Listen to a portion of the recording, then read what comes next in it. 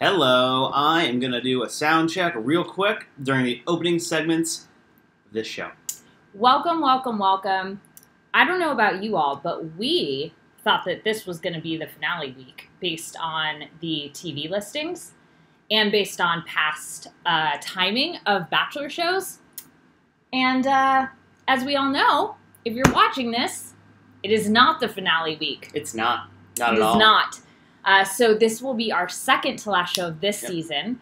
Hey, we got some first-time listeners here. We got someone in Golden, Colorado. Amazing. That's exciting. So happy to have you all here. Thank you for joining us. We are super excited to recap this episode. There were, well, both episodes. There were some things that came up that really hit home, I know for me, and I think a lot of people watching the show. And I am just really excited to talk about it. Yeah, I think we've got some good stuff to get into. So we'll talk about next week's situation? Yes. First? So very briefly, as we mentioned, it's Cassie's birthday. Happy birthday, Cassie. Thank you for being here. It's like 2 birthdays in a row. I know. I love it. I love it. Hello, everybody. Please say hi if you're here. If you are catching the recording, say hello in the comments. And if you are listening to this as a podcast, we are waving hello to you in spirit. So we thought that this was the finale week. We did. Based on, all of the information. Everything. And it's not. However, next week is actually my birthday. And the finale is on my birthday. And the morning after, we fly to Florida for a work thing. And we didn't know what to do, so I think we figured it out today. Yeah, I think that what we're going to do is, watch it? We're going to go live from Florida. So we're going to do our show from our hotel in Florida, internet permitting, all of it. We'll navigate that as fast as possible. Yeah, we'll make it happen. I'm very confused by ABC's choice to show the finale on a Tuesday and not a Monday when their stuff usually comes out. So we're just kind of scrambling to catch up with it. Whatever, we'll make it happen. Which is okay. Every season, something happens right in the end. Like, they change up their schedule, they change the release date, they shift the episodes around.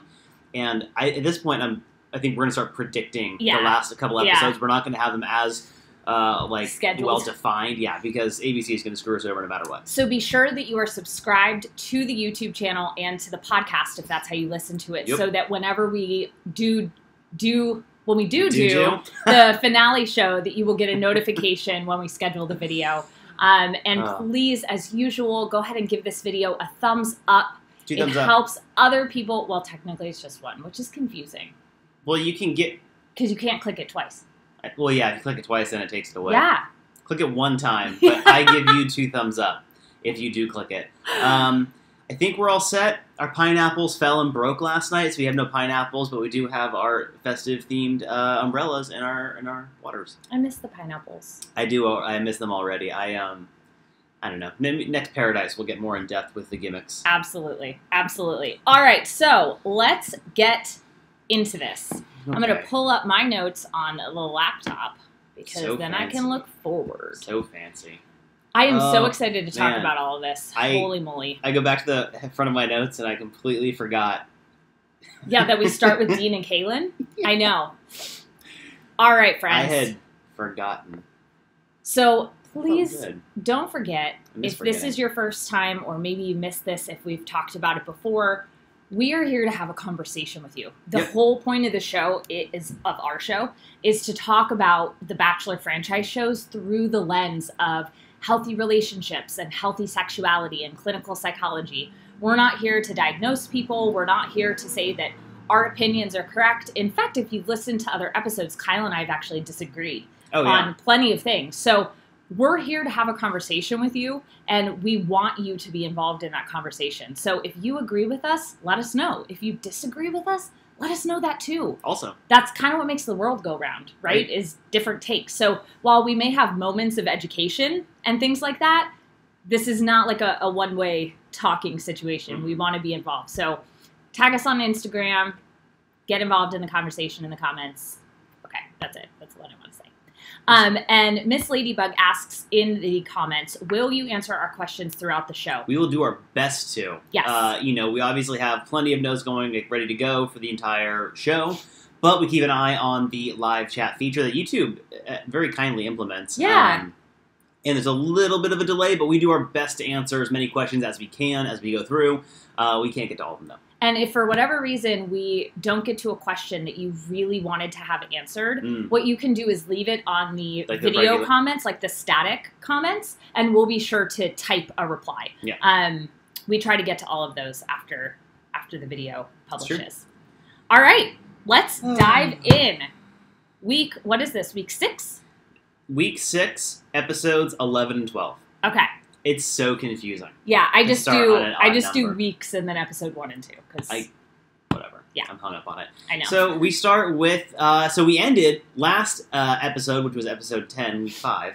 Yeah, it is confusing. Yeah, see, I know. So we ended it with Dean shaving his mustache so heroically. So heroic. And so coming back to the beach to suggest that Caelynn end her time on the show because turns out he realized he was wrong and wants to be with her, but he wants to be with her in his context, which is off the show in his van.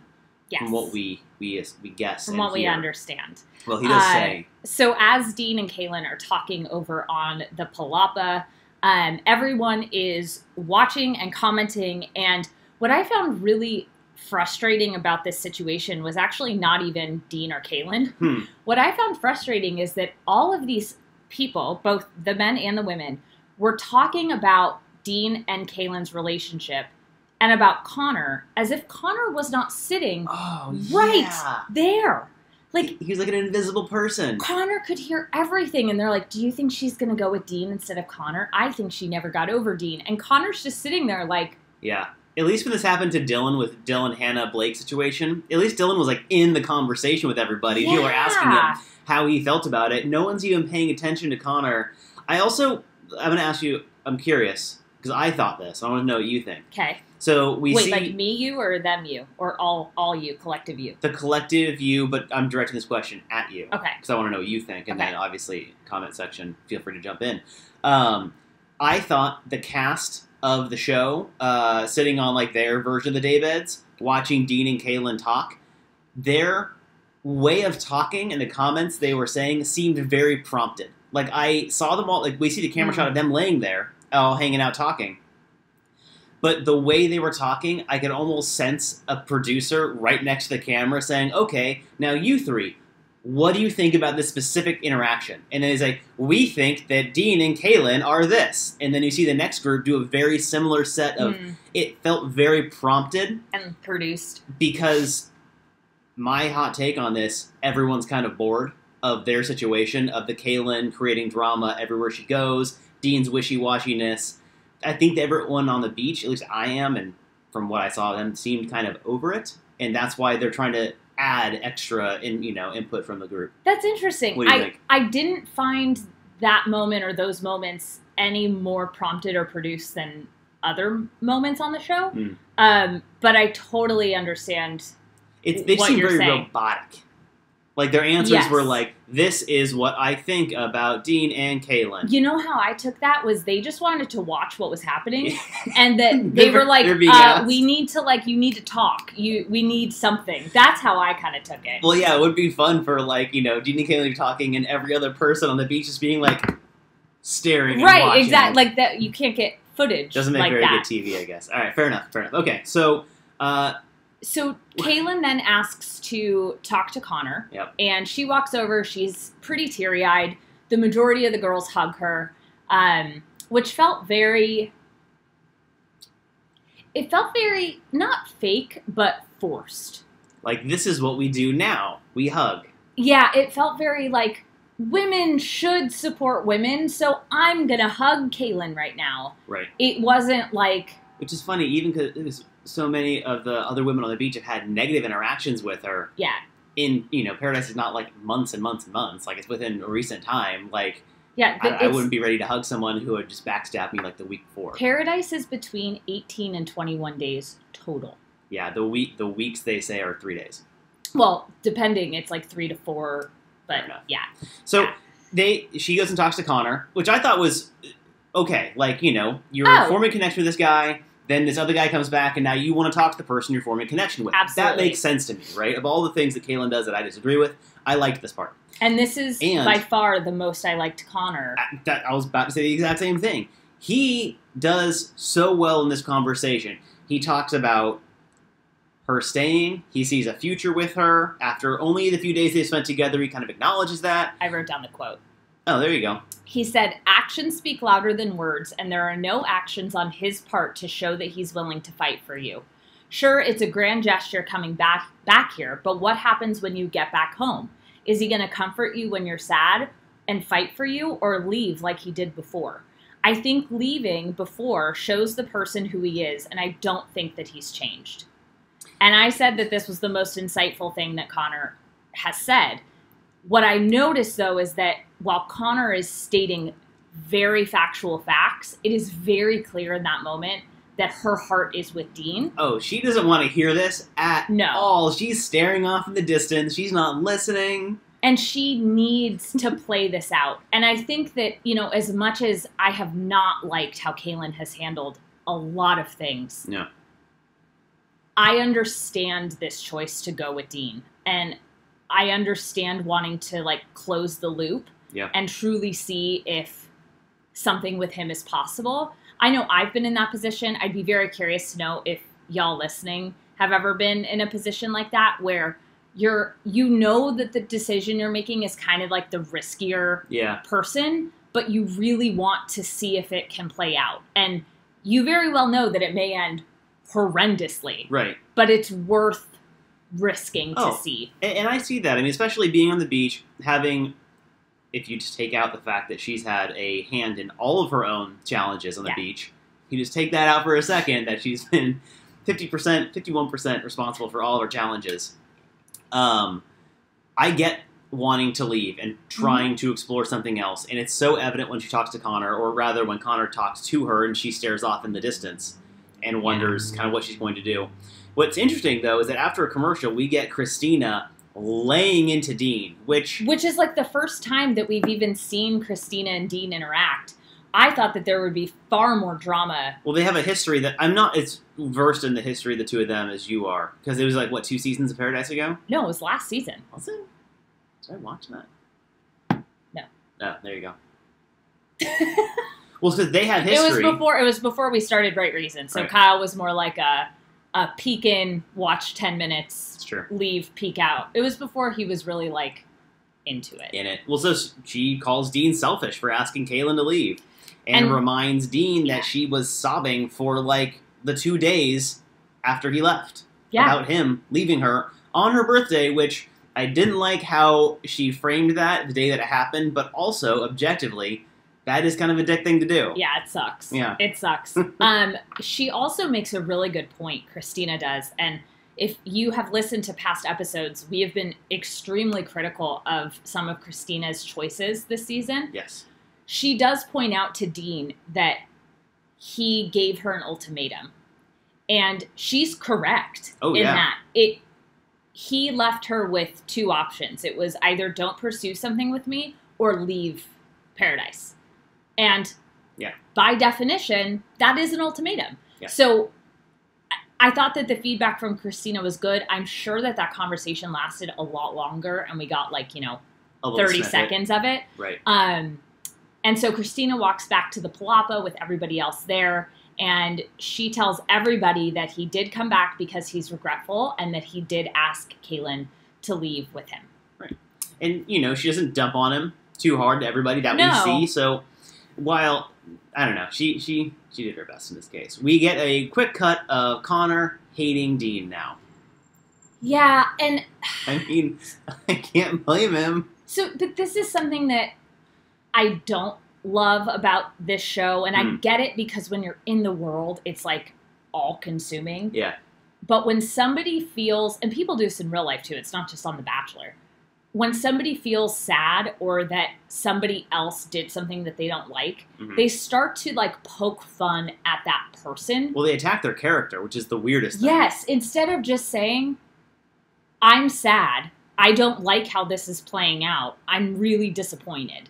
Right. He's like, Dean's stupid van and blah. Well, he tries to belittle, like, Dean's lifestyle choices, yeah. which, you know, I understand being that, hurt and just wanting to, like, lash out. However, it's still not a healthy choice, yeah. and it's just a difficult situation to be in for everybody, because Dean is doing what he thinks is best, Caelynn is trying to figure out what she actually wants, and Connor's trying to do what works best for him, and nobody gets everything they want, so someone's going to get hurt at the end of this no matter what, and it turns out that it's Connor, because Caelynn talks to Dean. She does do a decent job bringing up reservations that she has. Yeah. How self-depreciating he always is, because that doesn't make her want to be around him. Surprise, if you constantly talk shit about yourself, people are going to start to believe you eventually. So I'm glad she said that. He talks about wanting to overcome his commitment issues. She says she's afraid of getting hurt again, and Connor was warning her that she could be hurt again. And then here's the biggest indicator to me that Caelynn really wanted to convince herself to go off with Dean, because we saw her talking to Connor, or Connor talking to her, and she's staring off into the distance. Dean says this. He reminds her that Connor could also hurt her, and she's like, oh my god, you're right! Let's go off together. Whereas when Connor was saying the same thing, she's like, I really need to think about this, though. Yeah. But when Dean says it, she's 100% understanding. You know, she clearly just she was not over Dean. Well, and, like, I think we all knew that even before Dean came back. I mean, I have this written down later, but look, here's the deal, Connor. You were a rebound. That's what it was. The guy that she's really into came back. Rebound over. She leaves. Sorry. So I love this comment in the chat. Erica says, yes, definitely been in that situation. It was risky. I had suffered with him in the past, but decided to give him one last chance after he showed being regretful, and we are very happy now with 2 babies. Yeah. That's amazing, Erica. Congratulations. Yeah, seriously. And that does happen. And so people who are just criticizing Dean for, like, changing his mind, that's not really where the criticism needs to be. Like, we're human, we're allowed to change our minds, and Dean is somebody who, while he has made choices that aren't the best, he's really trying hard to grow. Yeah. And growing as a human is messy. And we make stupid decisions. We make strange choices and say weird things sometimes. And that doesn't make him a bad person. So, you know, I wish them all the best. I don't love Caelynn. I don't love Dean. But objectively, I hope they're really happy. You know? Mm-hmm. I think everybody deserves to be happy when they are overall good people. Right. You know? Right. No, so it looks like she's going to leave. Connor gets upset again. We get a quick commercial break. And then this is my summarization of Caelynn. She's leaving officially. She says, I'm going to go off, tells everybody. Dean's ready to go. And, you know, I wrote, personally, I'm really okay with her leaving. She's had free reign to talk shit about everybody up and down the beach, and she's been super toxic the entire time. So just get off the TV for me. Mm-hmm. Like, honestly, as a viewer, that cast member can go, and everyone's better for it. Yeah, she's, we've talked about this in past episodes, but there is still a lot of healing that needs to be done on her end, and she really, I hope that she works on herself. Not because there is something wrong with her, but because we all need to do work on ourselves in different parts of life. Mm-hmm. And by the way that she would talk about other people and handle situations, it's clear that she's at one of those growth opportunity moments. Yeah, and who knows what's going to happen. Dean explains the finer details of living in a van because, in his own words, it's like driving around in your bedroom. This killed me. And then he's like, and then if you get hungry, you can make ramen.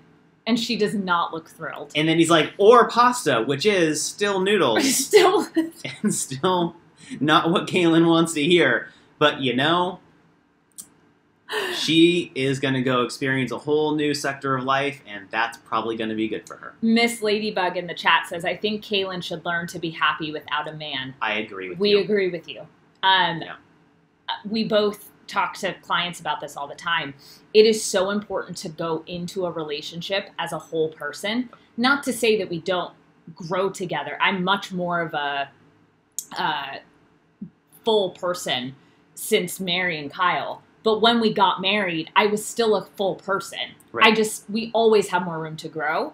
I think that Caelynn doesn't know herself well enough to fully be in a healthy, happy relationship. And again, that's kind of that growth opportunity I was talking about. And again, she's 23 years old. Right. Like, I was way, oh man.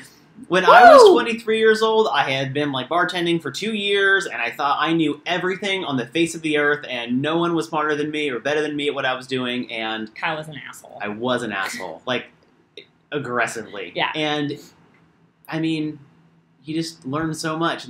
She's going to learn so much every single year for the next, I don't know, 6 years. A lot about herself. I'm excited.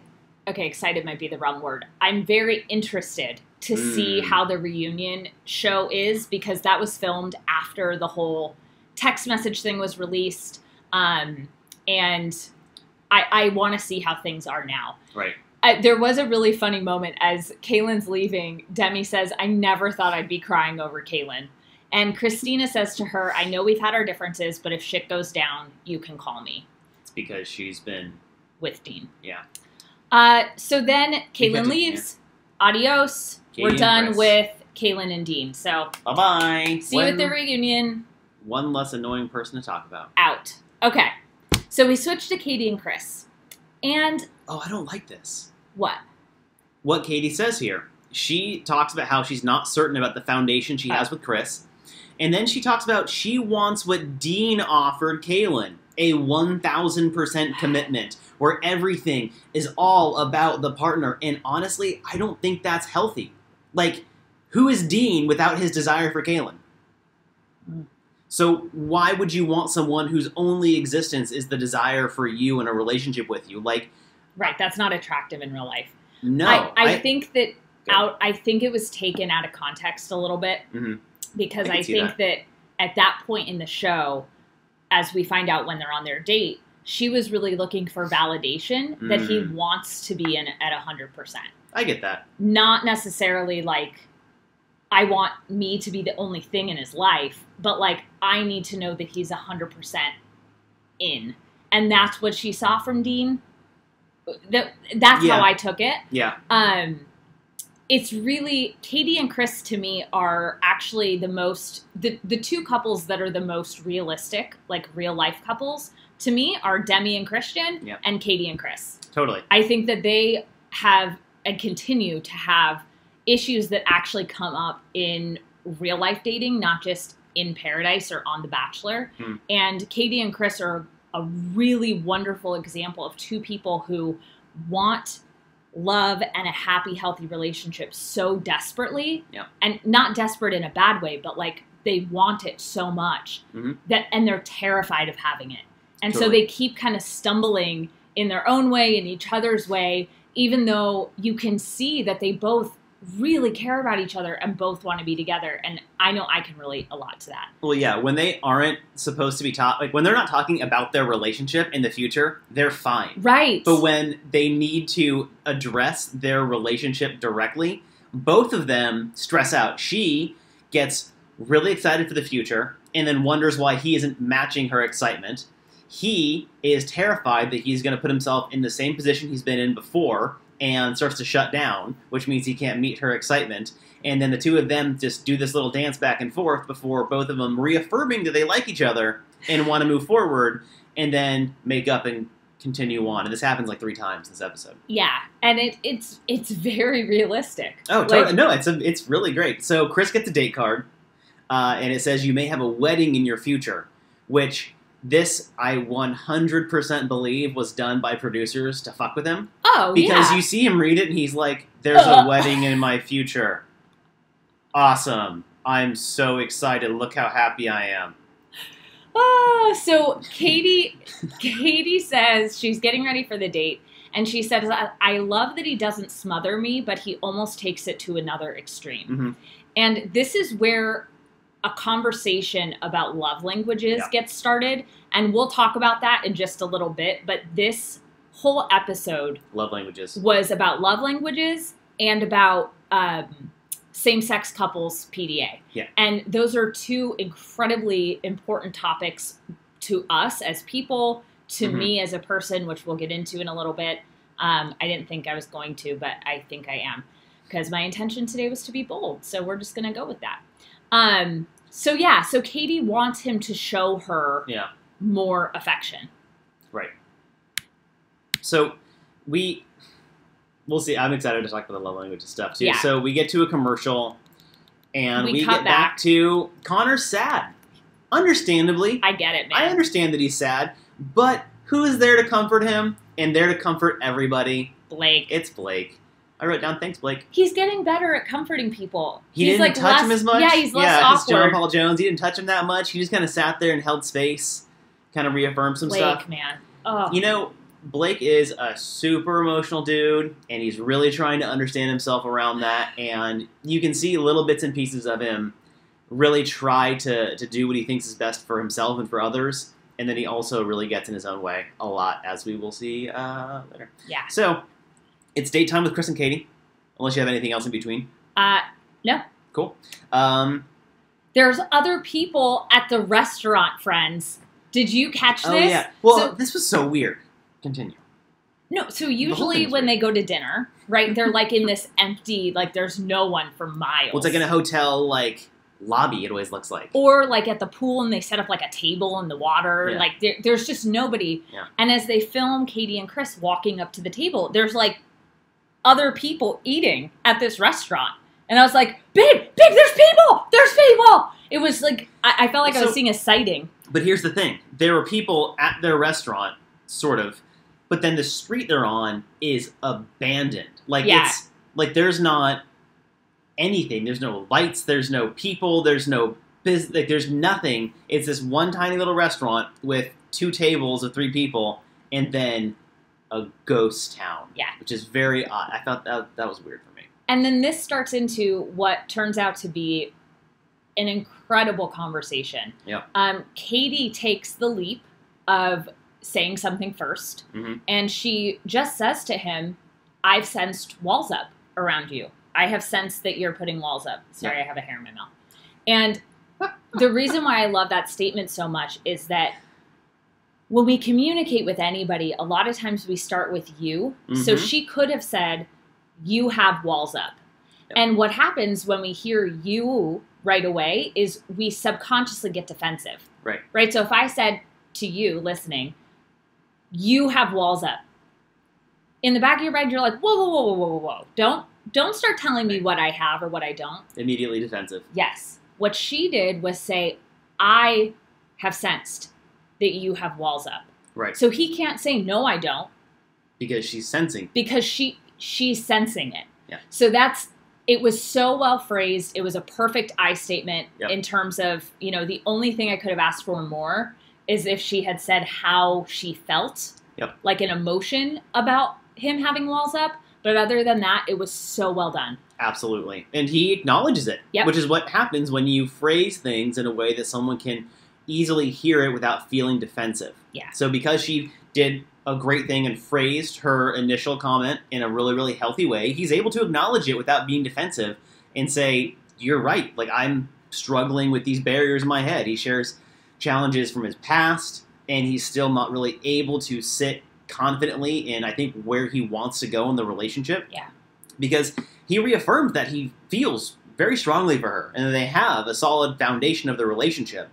But he's still challenged within his own head, and he still wants to stay with her and continue growing because he sees where it could go, but he struggles. And he makes it very clear. He even says at one point, like, I hate saying this, but, like, it's not you, it's me. Like, there's nothing that you've done that's creating these walls. This is they're my walls. I need to tear them down. Yeah. And they kiss. Katie does something really interesting. They have like 3 big conversations these 2 episodes. Yeah. And she does it every time. It's something called a bid for connection. It's so when people will come to a conversation and there's tension and they need to like kind of get their feelings out and share how they're like, what's going on. That happens, but the way you start coming back together after that, one of the common ways is called the bid for connection. It's where one of the 2 partners will share a joke or a common understanding of something. It's like an olive branch. Right. Someone to like say, it's like, an inside joke between the two of them. Yeah. And you'll see her kind of make a little comment like, oh, well, isn't it funny about this? Or maha that. And that's her offering, even if it's subconscious, like, hey, I feel good now. We're happy now. Like, we can go back to being the way things were. We don't have to talk about serious stuff as much. Yeah. It's really, really endearing to watch her do that. I think that she's worked really heavily on her communication since the first time we've seen her in the Bachelor franchise, the Colton season. Right? Yeah. Mm-hmm. I'm just impressed by her communication ability. Yeah, she continued to impress me. And frankly, Chris did too. I think that he is so unbelievably uncomfortable. And yet, instead of running away from his feelings or drinking to numb them, as he used to do for those of us who watched back then when he would make a drunken fool of himself, he is addressing his feelings and sitting in that discomfort to push through it. And, you know, there's this expression, the only way out is through. And it's really true. If we go around things, if we don't address them and go through them, they keep happening again. And we're going to repeat these same patterns and cycles until we actually go through it and break it. Mm-hmm. And to watch a 32-year-old man break through these emotional cycles on TV is frankly quite wonderful.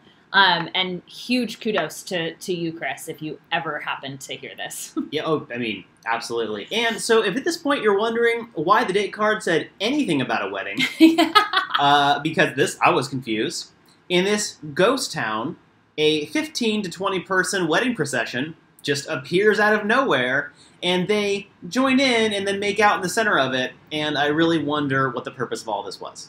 Why can't they just have dinner and not make this whole gimmick out of it? Or, like, go dance, like, why do they... I feel like they wrote the date card, and they're like, okay, so we're going to write this to screw with Chris, and then we need to get a wedding to happen around them. I think they reverse engineered this idea. Yeah, totally. It was dumb. But she's happy, and Katie says that she's falling for Chris. Yeah, it was a very cute ending. So we cut to a commercial, we come back, and it is the next morning, and we have this horribly awkward conversation between Matt Donald, Blake, and Chase. And Blake just looks miserable. He doesn't want to be there. He's, like, not interested in the conversation. Chase, I don't like, just, like, the way that he has represented himself on social media, not on this, he's barely been on Paradise, but at all. Everything before that, he has presented himself to be not a great person. So I just don't enjoy watching him. And Matt is just vastly uncomfortable. It's like semi-endearing. Like, there are moments where it's really endearing, and then there are moments where I'm like, are you okay? If he acts like... You know what it reminds me of, honestly, and this is not in any way, shape, or form supposed to be insulting, but he acts like a 10-year-old boy around girls that he likes. Where he's like, look at me do a handstand in the pool. But, like, see, that part to me was endearing. When he's like, did you ever blow bubbles? And he's, like, blowing bubbles, and then he's playing Marco Polo. Like, I'm such a giant kid. That's the part to me that's endearing. The part that crosses the line for me is when he's like, oh, I can't kiss, my mom will be so uncomfortable. Or Sydney wants to give him the massage, and he's like, oh, I can't take off my trunks, my mom. Okay, but I mean, I understand that's his, like, defense mechanism here. However, Sydney is so uncomfortably aggressive towards him. I know. That I get it. She's like, you can leave your bottoms on or not, whatever. I'm like, okay, Sydney, what are you going to do? Give a happy ending in Paradise? It's not the Boom Boom Room. That's not allowed. I know. He's he toes the line between, like, I don't know. I need to learn more. I would love to interview Matt Donald. Yeah, that'd be an interesting interview. It's weird. Both Brie and Sydney. Would you all like to see us interview Matt Donald? Is that someone you'd like to hear from? Let us know, because we'll try to make that happen if you do. If not, we'll just I'm on the fence. I mean, I don't know. Is he just going to talk about, like, what? I don't know. So Brie and Sydney both seem equally confused with him at any given point. Yeah. So we get a quick cut. Connor's sad. He wants to go home. And then Revian shows up, who is a night one from Colton's season. I did not recognize her. Recognize or remember her. Matt Donald can't say her name as we get a whole supercut of him doing that. So she first pulls Matt to talk, and then every other guy that has a connection. Like, every single one that she talks to is like, well, I'm actually with so-and-so. Well, I'm actually with so-and-so. So-and-so and I have formed a really good connection. What a shitty point in the show to come in. I'm sorry. You come in, it's like, what, 3 days before it's ending? Yeah. So No, I agree with you. It's a shitty position to be in. I would hate that. Not only is it shitty to be put on the show at this stage, also as a night one person, no one knows who you are. At this point, the majority of people are paired off, and if people aren't paired off, it usually means something bad has recently happened to them. And as a night one person, you're already going in at a disadvantage. So it's like double disadvantage on top of already coming in at a bad time. Triple disadvantage. Yeah, it's really... So... She talks to Connor. Connor mentions Caelynn, but then they go on the date. The editing was weird. I think they had a whole long conversation, but what we saw is Connor's like, well, I'm really sad that Caelynn went home. She's like, do you want to go on the date? And he's like, yeah. And they do. So they ride segways and part That's of what they were. I was having such a hard time remembering what the... And then they make out. Which was also super weird because they're on the date and they're just talking and then he just kisses her. But it seemed like she was also into it. I didn't care about any of it. Yeah. So then we cut to a commercial. Kristina and Blake are talking, and he's telling her that he wants to earn her trust back, and that's basically the whole synopsis of that conversation. And she's hesitant. He's very into her. Yeah. Which is essentially the theme for the whole episode. Yeah.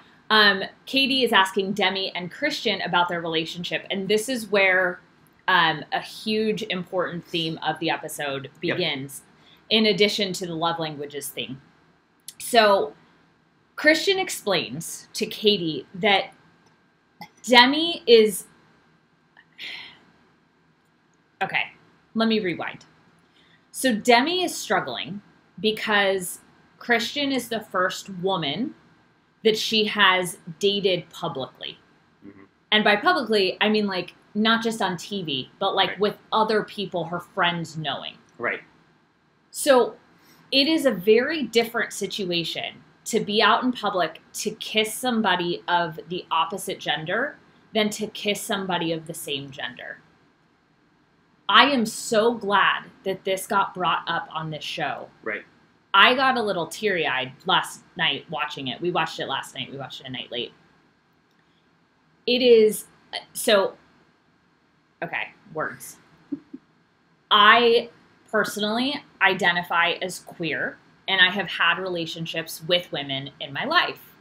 And I will never forget the first time that I was out in public with a female, and she kissed me, and I felt so many eyeballs on me. And I'm a very touchy person. My first love language is physical touch. Like, Kyle can tell you that story. It drove him crazy when we first got together. Because I didn't understand it until we talked about it. Right. It was so uncomfortable. Not because I was uncomfortable, but because I could feel that other people were uncomfortable. And it's this next level. There's this idea that once you come out, I'm using air quotes for podcasts, that's like the hardest part of acknowledging your sexuality. Yeah. And it's not. It's one of the hard things. But being in a public situation, whether you're on a beach with cameras and your castmates or you're walking down the streets of New York, it doesn't matter. And PDA in general, like Kittyville says in the comments, it can be awkward in any way. Right. But just a kiss, like even just a peck. If you see a heterosexual couple give a peck to each other on the side of the road, it doesn't faze people. But because of the way that our culture has been set up, if you see two men or two women give each other a peck, I watch people, they take a double take. Yeah. And I've been that person. And so where I'm definitely more like Kristian in the PDA department, I'm way more touchy, whether it's in public or behind closed doors. I really related to Demi's struggles with this and just trying to understand Well, it's something that is so unfortunate because as progressive and forward-thinking as we like to imagine our society is and our culture worldwide, it's not. I'm sweating. That was a lot, guy. I don't usually share a lot about this. Is part of my life that I have not been as public about. And thank you for holding the space for me to share that. This just felt really important to talk about. Also, just quick clarification, I've known this since day one. Oh yeah, Kyle just didn't find out today. Before we even know. What? Oh my god. Is that why you were so weird after this episode? I had no idea. Anyway, our culture is just not...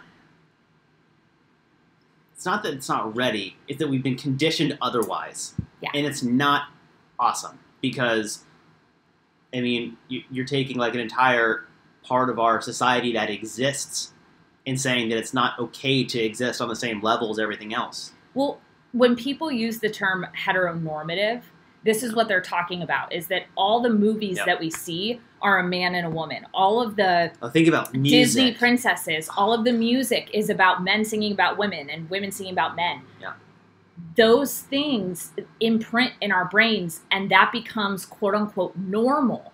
Yeah. And so anything outside of that, even when we're consciously saying, well, I accept it, love is love is love. Right. Our subconscious and our brains are like, hello, abnormal. Yeah. And it feels incredibly awkward to be standing, just sharing a peck with somebody and having people look at you like you're abnormal. Additionally, I'd like to address that something that I've heard people say around that is well, you just think that everyone's looking because you're uncomfortable. No. As human beings, we can really, really easily tell when we're being observed. Yeah. That's why your brain tricks you into thinking you're being watched when you're walking home alone in a dark street, or you're scared in the night when you're a kid and you think someone's watching you. There's a reason why we think that. Our brains are looking for someone to observe us from a distance because we're animals, right? We're looking for predators. Yeah. And in this moment, you're doing something that the culture around you is still a little tentative around. And so what you're feeling in those moments is real. People do look, and they are weird about it, which is crazy at this stage of our culture. And I know that the narrative is shifting and our culture is growing, but it's shockingly taking a lot longer than at least I would personally like. I could imagine you'd also like that to change faster. Yes. And for those of you in the comments right now who are giving love, thank you so much. Yeah. Wow. Okay. I feel vulnerable now. Yeah. So let's keep talking about other people. So Demi says that Kristian is being flirty with other girls and she doesn't want to see it. Oh, this is And she starts wondering if Kristian is trying to get touch from other people because she's not getting it from her. I love this because this is the fact that Demi was able to vote. So here's what I'm really impressed by. I have 100 things to say about this. Here's what I'm impressed by. Again, Demi's growth. Because I'm going to reference her time on Colton season here in a second. Because she is so different from what we saw on Colton season. Yeah. Here's the thing. She's able to verbalize what people think when they are concerned that their partner isn't as into them when they see their partner touch other people. We get a super cut of all the times that Kristian's touched other people. And it's Demi's calling it flirty, but what I see when Kristian's touching other people, I am a touchy-feely person. So Working in restaurants especially, you're just on it's people all the time. Hey, how are you? Right, there's shoulder touch, there's hip bumping. How are you doing? There's all the things. And the way that Kristian's interacting with people is like that. Yeah. It is a non-sexual physical contact where it's hey, I like you. We're you're friends. My friend. Right. It's a sense of connection to a human being is what she has. But if you haven't had the conversation to understand how your partner expresses their love language, and this is not a sexual love language, this is how they express affection for people they like. Yes. It can seem to the not uneducated, but lack of understanding brain. When you haven't had the conversation yet. Right. That your partner, if you are not that comfortable with PDA, which she's not comfortable with PDA with Kristian because she's concerned about what other people are going to think and herself, and she's trying to understand herself more, it can be so easy to think that, oh, my partner's going to someone else because I'm not able to meet them where they're at. When in reality, that's not what's happening. But you can see how easily we get inside of our own heads because... And we create stories. Oh, you see how this is so easy to happen. And if it happens on a TV show, it happens all around us. Yes. It's happened to me when I was younger. It's so easy to get this thought process going of, oh, that person spends more time with someone else. Even though they're coworkers and they have to work together, but then now I'm thinking about how much time they're spending together without actually talking to the other person. Right. Right. And Cassie in the chat says, I love how there was so much great communication in this episode. Yeah. I agree. This part, you could tell that the communication was not happening. Yeah. And Kyle and I were like, talk, please talk. Like, Demi and Kristian needed to have this conversation. And finally, they get a date card and they go. So I thought that what Demi said, she said, I'm building resentment. But Kristian doesn't know that. And this moment was so amazing because I've watched, in our work, we've watched so many people in relationships build resentment for their partner and assume that their partner knows that that's happening. And so for Demi to sit there and say, I'm building resentment, I know she has no idea. No. It was incredibly self-aware. Yeah. And the fact that, again, she could verbalize that was so wonderful. Absolutely. So here's something that I find really, really interesting, is that Demi says she is not comfortable with PDA or physical contact, like, in general. So here's what I find very interesting. I've talked about a couple of times in this season how she is so different from how she was on Colton's season, and this secret she was keeping inside of her for who knows how many years. It sounds like a long time. She's known that she has a fluid sexuality, and she's interested in women and men, and she's trying to figure out what that means, especially in the world we live in right now. I relate, Demi. She says now that she is not comfortable with PDA or physical contact. On Colton's season, she, full-on straddles him and makes out with him at, every possible turn that she can, which is such a different perspective from how she's representing herself now. And to me, it shows, unfortunately, the ramifications of the way society has trained ourselves to be weird around same-sex couples when we don't need to be. Right. But you see the difference between how she's comfortable acting with a guy versus a woman, because no one cares about her and Colton. For most of the world, it's a girl and a boy. Who cares, right? But she's concerned about doing it with Kristian for this, because I think that really she isn't bothered by PDA or physical contact. I think she's trying to figure out this type of PDA and contact. I agree. And so interesting. I just want to quickly go over the 5 love languages. Yeah. Just so we've been mentioning love languages. It's a concept developed by Dr. Gary Chapman. I highly recommend you read the book. The book is a little Christian leaning, and we're not religious at all. No. However, if you can just kind of look past that, the book is not about religion in any way. He just happens to be Christian, and so some of his own thoughts are woven in throughout. So the 5 love languages are gifts, acts of service, physical touch, quality time, and words of affirmation. Mm-hmm. And this is how we both give love, both romantically and with friendships, and how we receive love. Yeah. So the key is to understand, there's a free quiz, by the way, we can link it. I'll link it in the show notes when we're done. Yeah. You can take the free quiz, have your partner take it. They have one for kids. It's great. Because once you understand how you give and receive love, and your partner gives and receives love, it makes more sense. It's like if I were speaking German and Kyle was speaking Chinese, he could be saying, I love you so much, and all I'm hearing is like, wah, wah, wah, wah, wah, wah. That's how love languages are. Yeah. So we need to be able to understand how our partner is giving love to us, and then also how we can give love to them in their love language. Right. Well, and, this is something that we struggle with early on, too, because Rachel, as she said, it's physical touch. And to me, at that point, I was not, I was 24 whenever we got together. I wasn't used to being touched that often, and not in a sexual way. And that's what I was always confused by. She'd always, foot on my knee when we'd be hanging on the couch, or, hand on my shoulder while we're driving, or whatever. And I couldn't figure out, in the first part of the relationship, why are you always touching me? We're in public. We're not going to go have sex. I'm so confused as to why. And once we were able to actually, have this conversation, so we took the love languages test together. Mine is acts of service. That's why turns out, I've always thrown barbecues for all my friends. I always cook for people. I always do things for people that I like, because that's how I show affection. But having that understanding around physical touch with Rachel and my acts of service was so helpful early on, because then she was able to do things that were acts of service for me, which was showing me that she understood my love language and really was able to speak to me the way that I would hear it.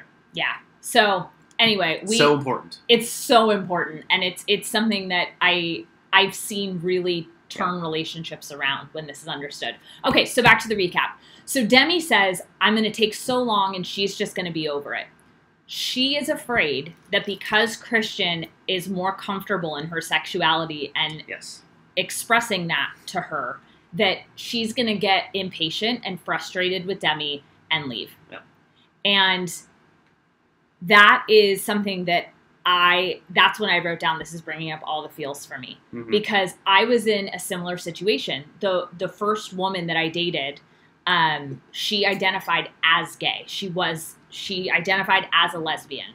I, at the time, was very confused because it was the first person I'd ever been attracted to that was female. I think I was like 20 at the time. And I was so confused. I didn't know. Well, I didn't want to identify as anything. I just knew that I had feelings for this other human, and she happened to be a female. But I remember having that same thought. Yeah.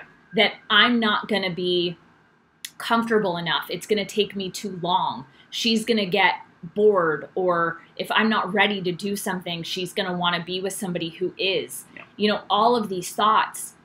Demi's feeling that, and yet Demi's making that up. Right. Kristian is willing to wait, and this is when we get the conversation between the two of them after their like cool spiritual cleansing. Right. Date. So we get a quick commercial break, and they go to the date. They go on this spiritual cleansing. It's like a tribal display to reinforce their relationship, which I felt was very fitting for the situation. Yeah, it was cool. And I'm so amazed at Demi's self-awareness because she is creating all this stuff inside of her head, all these stressors, and then she's able to acknowledge that, and she's like, maybe it's just in my head. Maybe it's just me trying to understand all this stuff. But she's still feeling all the stress at the same time. So Kristian senses something's off, which is what someone who knows you really well can do. Mm-hmm.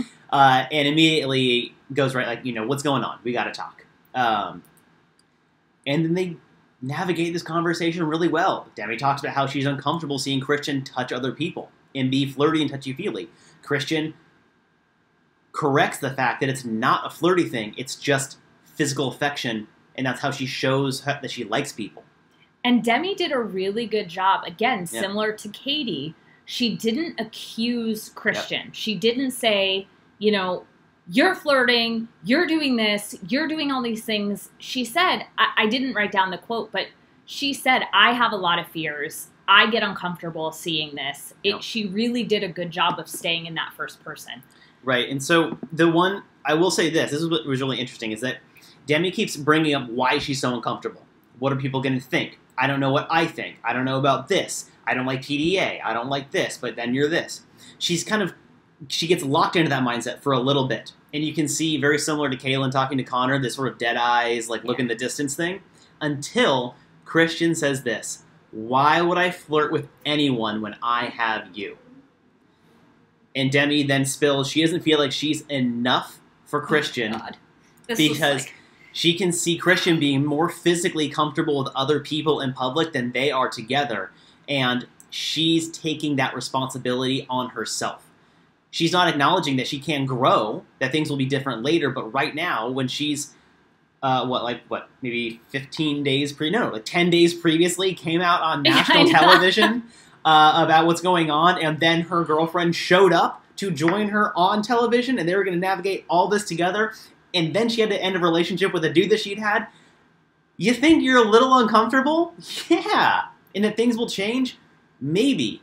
So Kristian comforts and reassures her that she's not going anywhere. She understands Demi has a lot to grow and to learn and to understand. And she empathizes with it. She's like, I remember that feeling. I went through that a couple years ago. You're going through what I went through. Yes. She's empathizing. She's normalizing. She's validating. This was like a textbook. I mean, literally, I kept looking at Kyle and I was like, oh my God, oh my God. Like, it was one of the best examples of someone being vulnerable in a relationship and their partner putting their needs to the side for that moment. Because you see them have a conversation later about Kristian's needs. Mm-hmm. Kristian was able to put her needs aside to be there for Demi in that moment. Yep.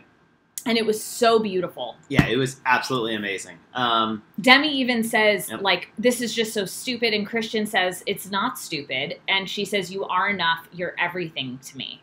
Yeah, it was really, really amazing. That's all I have for that conversation. Yeah, Same? was just awesome. It was fantastic. And it's such a conversation that needs to happen more and more and more, because it's the issue of our culture around anything that's not heterosexual, where it's like, well, there has to be so many more problems. No, it's the same problems. The relationship problems are the same in the relationship. The relationship, yes. Yeah. There's just I feel like our culture views it so separately, and so having this very generic relationship issue be talked about on national television with the framework of Demi's understanding her more open sexuality was so healthy, and I'm very happy. I was always a little skeptical around how ABC was going to handle Demi and Kristian and the whole situation. And conversations like this give me hope for the future of the franchise being more accepting around not straight people. Yeah, it also made more sense to me why they kept them on the beach. Yes. I think that there was a lot of criticism, including from us a little bit, about like, okay, why are they bringing, like, great, we're getting the relationship on TV. But like, what I didn't really understand why they were staying, and I'm so glad that they did, because these things that are coming up are bringing up such important discussion that, like, somebody did not like that. We just got a thumbs down in our thing. That's okay. That's okay. We are for love, and we support love. Yeah. So if you don't like that, this is probably not the place for you to be. And that's okay with us. Yeah. Bye-bye. All right, so we go to a commercial.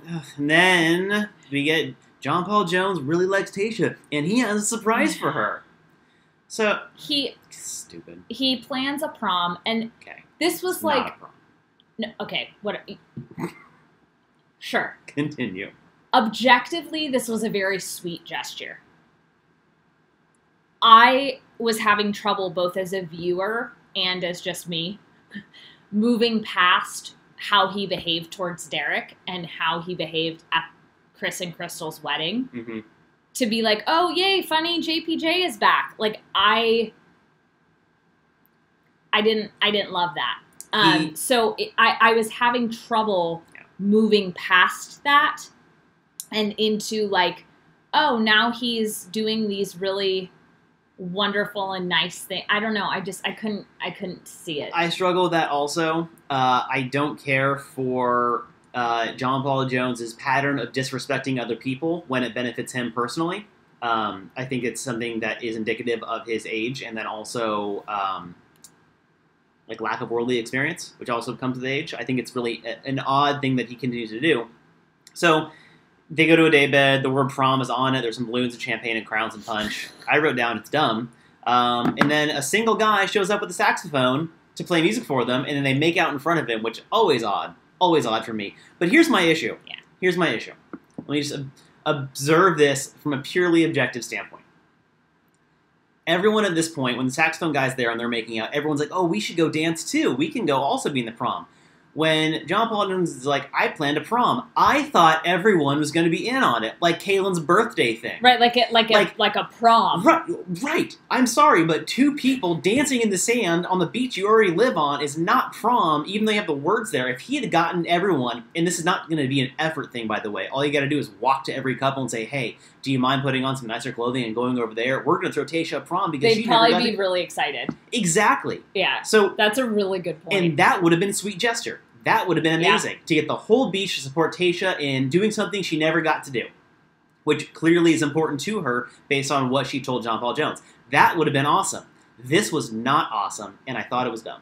So I agree with Natalie in the chat, though. She says, I thought the prom idea was so cute. I loved when all the couples were dancing. Yes, that's what I thought it was going to be. And then when it was just the two of them, I was like, this is stupid. I thought that the idea was cute, and I was conscious about the fact that I was criticizing it because of JPJ's past behavior. Yeah. I think that had that been like anyone else, it would have been fine. It would have been fine. I still think that everyone could have been included earlier on. Oh, for sure. And then we get one quick cut of Matt Donald sitting by himself at the bar and Sydney's standing behind him going, "Does anyone want to take me to the prom?"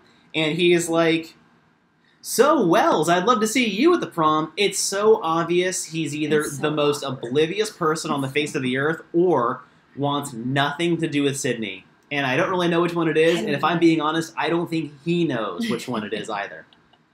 So, JPJ and Tayshia have a very sweet moment, and honestly, I like seeing Tayshia this fun. Like, seeing her laugh so much, I appreciated their dynamic. I appreciated the fact that he tried harder to have conversations with her throughout the episode of a more serious nature. There's something off with him, and I don't know what it is. And I'm not here to try to diagnose or figure it out, for those of you who thought that we were doing that in previous episodes. She does seem very happy, but it also seems, I don't know, the way this is a stretch, maybe it's a hot take. The way Tayshia seems around John Paul Jones reminds me of how I can act when I don't want to be responsible.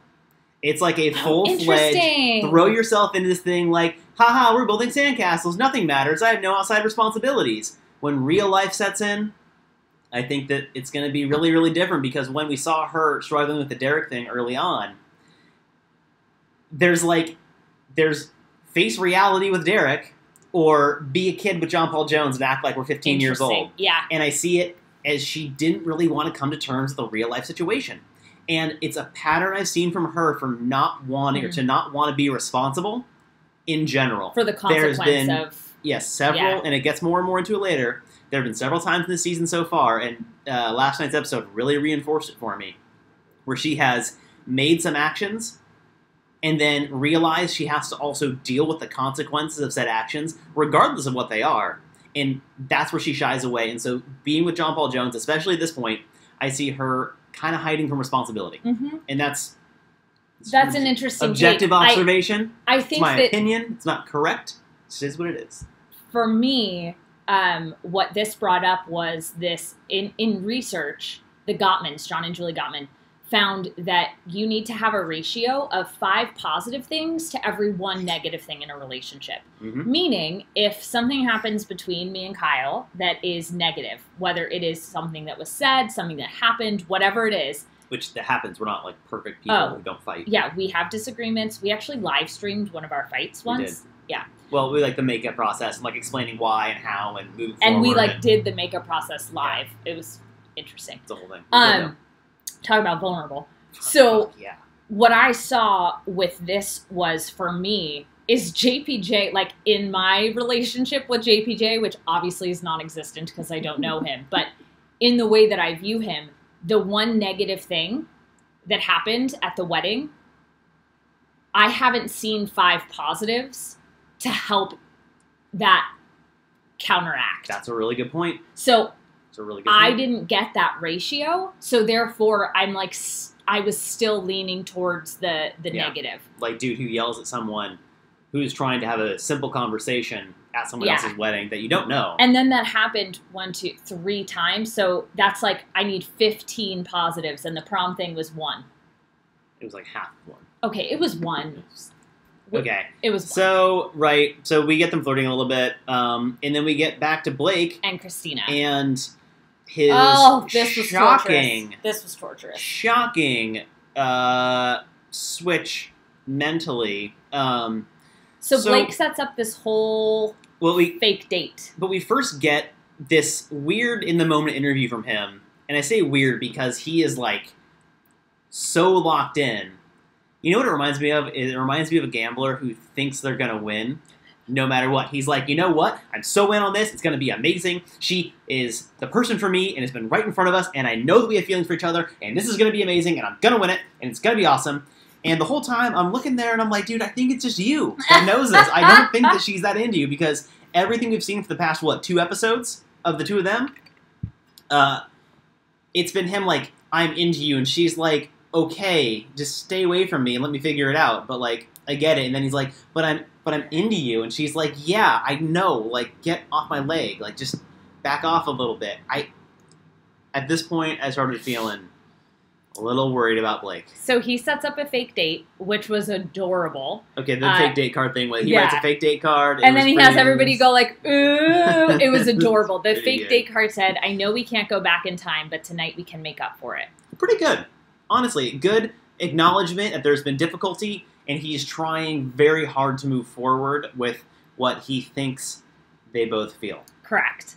And Nicole at this point, which just validates the fact that Nicole does not have her finger on the pulse of anything, she blurts out to Wells that Kristina loves Blake, which 5 minutes later we see Kristina leave paradise because she does not love Blake. So Nicole just does not, she's just not always on the ball of what's going on. Well, it's like the idea of, we talk about the importance when you get advice, solicited or unsolicited, from somebody else. If they're giving you advice on money, I would look at this person and say, do they have a good relationship with money? Do they seem to, are they broke? Or because are they living a life that I would want to live with money? Yes, because if they aren't, then why would you take advice from somebody who isn't living the life with the thing they're giving advice on to you with yourself? Right. So, does that make sense? I feel like anyway. I think so. So, if I'm anybody on the beach or anyone in a relationship, I would look at Nicole, who's had a tenuous relationship experience in paradise, especially in the first couple weeks, and then weeks of days. And also her time with Clay, where like every other second, she's like, I'm over it, and then we're in love again, and then I wouldn't take relationship advice from Nicole. Ever. Yeah, it was interesting. So we cut to Blake sprinkling rose petals and prepping the treehouse. Oh. And Kristina comes in, they sit down, and he is so focused on her. He is in like full Blake mode. It's the Blake that we saw in Becca's season. Blake mode. He is all about her in this moment. And a little intense. She says, I feel really guilty, and he keeps saying, what is it? Come on, what is it? Oh, what is so it? bad. What is it? And then we fade to a commercial. As we're fast-forwarding through the commercials, I'm, like, bracing myself because it's very clear that shit's about to go south real quickly. We cut back from commercial, and she says, I just can't get there. She said that she tried to be as open as possible. She didn't want to mislead him. And she thinks that it's the right thing to remove herself from paradise. Blake starts crying. Kristina then starts crying. He says, this sucks, this sucks, this fucking sucks, this sucks, this sucks, this fucking sucks. Many times more than that, and cries more. Mm-hmm. And they hug goodbye. And as Kristina is leaving, she does my favorite thing that she did the entire time she was on Paradise. Honestly, the favorite thing that I've seen her do ever. Yeah. She walks out and says, hey, he's going to be in a rough spot. And lets the rest of the group know, like, Blake's not gonna. Please be there for him, basically. Yeah, I mean, I thought Blake had a really rough go early on in the show, and this is like his rock bottom. Yeah, this is not now. But awesome. At this point, I was thinking back about Kristina's arc on Paradise, and it's strange because you do summarize this quite well. Okay, this is her arc. Ready? She comes on to make Blake her bitch. Her words. Her words. She says, I'm going to make Blake my bitch. Then she aggressively confronts Blake on camera about the Caelynn stuff. Under the pretense of being on a date, which is odd. Then she keeps Blake around to watch Hannah and Dylan in his, quote, own personal hell. Again, her words. Then she decides to keep Blake as a friendship rose. And then tells him that he needs to now, like, stick around and like, see Hannah with Dylan, which is weird. Then she says maybe she can try to be with Blake, and then she says she can't be with Blake. I don't really know why she came on the show, except for what she said was, I'm here to make Blake my bitch. And you know what? She kind of did. Like, I don't know if her intentions changed. I'm very interested. I hope that they go into this at the after show because I don't understand what her motives were. And I would love to hear from you all listening. If you're here with us live, put it in the chat. If you're watching the recording, put it in the comments. If you're listening to the podcast, tag us on Instagram. Yeah. What do you think about Kristina's arc and just presence on Paradise? Yeah. Because it seems to me that more negativity was spread through her than positivity. Yeah. And that's not a criticism on her. necessarily. It just is what we saw. Seen, yeah. So we see Blake Blake, cries for a while, then he comes down from the treehouse, and he realizes that, because Kristina's gone home at this point, he realizes that he needs to go home. Yeah. I wish, personally, that he had realized this, 2 weeks ago? Second week so in, 6 honestly. days ago? No, I wish he had left, week 3, because, things were not going well for him then either. Interesting. If I was on the beach, and I was being attacked constantly for all the stagecoach stuff, maybe just cut your losses then. I mean, obviously, hindsight is exactly what it is, but, right. buddy. So, he's ready to leave, which I think is best for him. He says his goodbyes, talks to Clay, and then he's in the car, and he's wondering if it's karma that he's having to deal with this, which, under the idea of karma, I don't think that he's done anything near to deserve, all of this stuff that's happened to him. Yeah. He says he's not a bad person, and then lists all of the rejections he's had from the Bachelor franchise. Yeah, which is not fun either. Just to address one of the comments in the chat, Pius Athena says, well, we all saw his reaction when Kristina and Caelynn arrived. We talked about this in another episode, actually. Mm-hmm. It came to our attention that was incredibly edited. So we talk about what we heard about that from a source at the franchise. And I would love for you to listen to that because it was very interesting. You are obviously totally entitled to your opinion. Yeah. I don't think he's a fraud. I don't think that he was faking crying. I think that he is learning how to be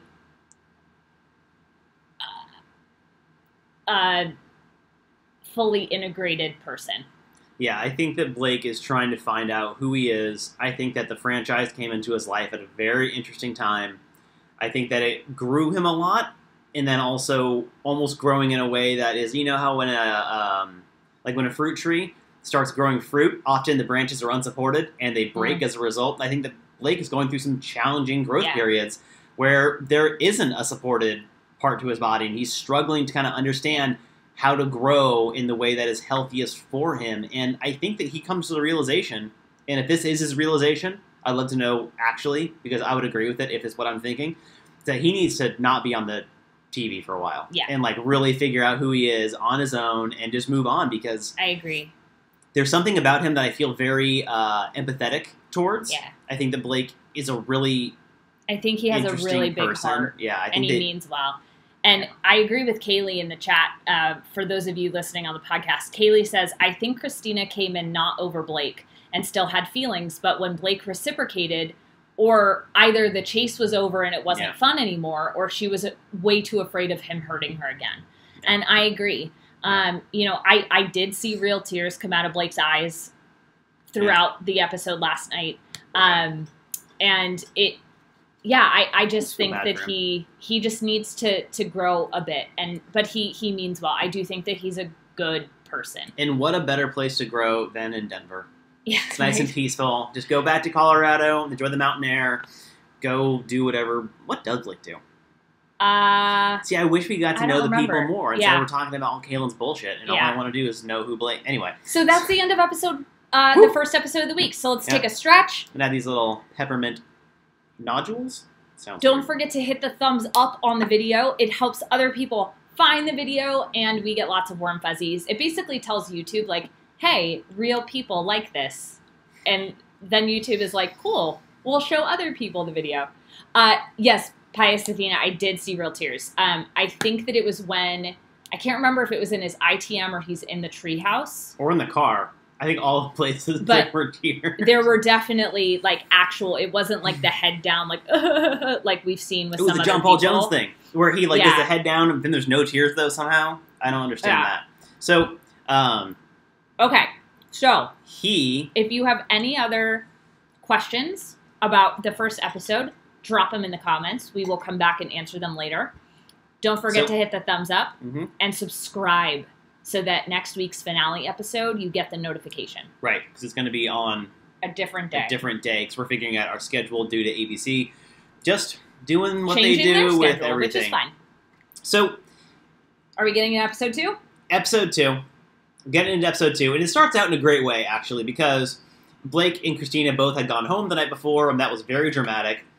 And so, we've commented before how when a couple is happy and secure, they are just not on camera at all. And we see that with Hannah and Blake. Or Hannah and Dylan. Hannah and Blake. Ooh! I mean, that's not... I know, I can't do the sound, you guys. It's terrible. It's like a running joke. You know the horn?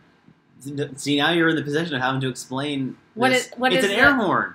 It's an air horn. Are you really going to look it up right now? Yeah, I am. Ridiculous. Go ahead. This is what we're committing time to? Continue. Terrible. No, I'm going to let you finish out your weird... Awesome. That's what I was trying to do. Glad we waited all the way for that. Anyway, so when Hannah and Dylan finally make an appearance on Bachelor in Paradise, I don't think we saw them at all in night 1. For my recollection. Just in the background. I honestly didn't even see them in the background. So, we see them show up in the morning and they're like, hey, what's going on, everybody? And they had no idea that Blake and Kristina had gone home. At all. They did not know. And somehow, I wrote down, that's sort of nice. I don't know why I like that so much, but the fact that they are just doing their own thing, separated from the rest of the drama, is, first of all, I'm happy for Dylan, because he had to deal with a lot of drama early on. Yeah, he did. And it was difficult for him, but now that they have figured out where they want to be in their relationship, they are so into each other and oblivious that they didn't even notice what happened the previous night, and I think that's awesome. Yeah. I don't know why I'm so happy about that, but I am. This makes me really happy. Yeah, it's yes. Yeah. So Demi is not loving the fact that the discussions are getting down to engagement, because this is bringing up all of the insecurities that we talked about from the last episode. And which is so odd that they start out this episode and they're like, okay, everybody, who's getting engaged at the end of this? I wrote down nothing like immense pressure to really help a relationship come together. I know. So Kristian is worried about bringing up her feelings to Demi to not rock the boat, because she knows how stressed and anxious feeling Demi is. So Kristian says that she's stuffing down her feelings. Mm-hmm. And Demi starts sensing that Kristian is not sharing something. So now we have reversed the roles from the last episode. Okay. And they go to talk privately. Yeah. So Kristian tells Demi that she's triggered. Mm-hmm. And she says it's... hold on, I'm so sorry, my notes. Okay, so this is the first time that we as viewers have fully seen Kristian, like, kind of shut down since she's been there. And Demi says that her tornado of a brain is freaking out, and that it doesn't have anything to do with Kristian, that it's her. And it is so hard to hear that when something is hurting you so deeply, that it actually has nothing to do with you. So Katie is in a similar situation, right? Chris is going through his own stuff. It's not about Katie, but it's affecting Katie. Right. Demi's going through her own stuff. It's not about Kristian, but it's affecting Kristian. And that is a really challenging thing to go through in relationships. And truly, we go through that all the time. Yeah. Even in very long-term relationships. Yeah, it's difficult, and you can see that Kristian's sort of walking on eggshells around Demi for that reason, because Demi's struggling with the fact that she thinks she has to be someone else to be with Kristian, and that's giving her anxiety because she's not sure if she can be comfortable enough to get there. She's thinking 6 weeks ahead instead of being in the moment and trying to connect with her girlfriend. Right. She's trying to figure out if she can even grow to the person she wants to be later on. Even acknowledging that she wants to be that person and that it will take time, she's just stressing herself out about a future that, for all we know, doesn't exist. Yeah. Yep. So Tayshia and John Paul Jones have a conversation about, like, Tayshia liking nice things. It was very weird. Well, really quickly on that, Demi does end one more thing about Demi and Kristian. Sorry. Yeah, go ahead. Demi is so concerned about what other people are going to think about them, when the reality is you can't control that. So either do what makes you happy and everyone can just go fuck off, or you let other people's judgment control your life. Well, and that's the challenging point. I can't imagine what it feels like for her going through what she's going through, because I'm not. But at the same time, if you pigeonhole yourself into what other people think about you, then you live in purgatory. But that's with everything. Absolutely. Like, there are people... And I'm not comparing these in any way, shape, or form, but there are people who hate, and I use the word hate intentionally, there are people that hate this show.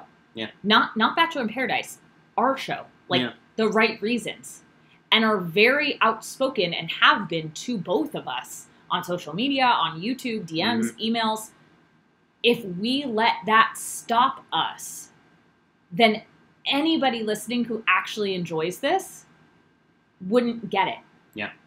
And I refuse to let other people's insecurities or even dislikes stop me from saying my truth, from living my truth, whether that is my sexuality or the show and podcast that I choose to host with my business partner and husband. Like, and this is something that I did not fully embrace and learn how to do until I was about 30.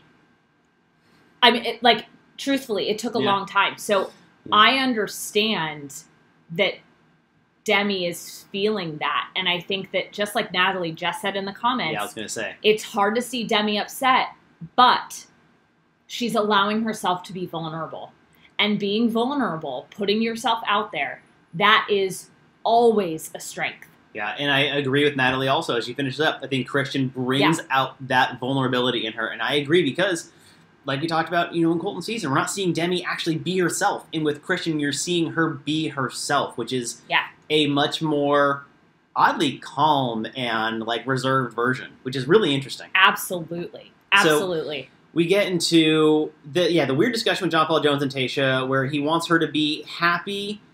He wants her happiness to not be material, but he wants it to come from their relationship.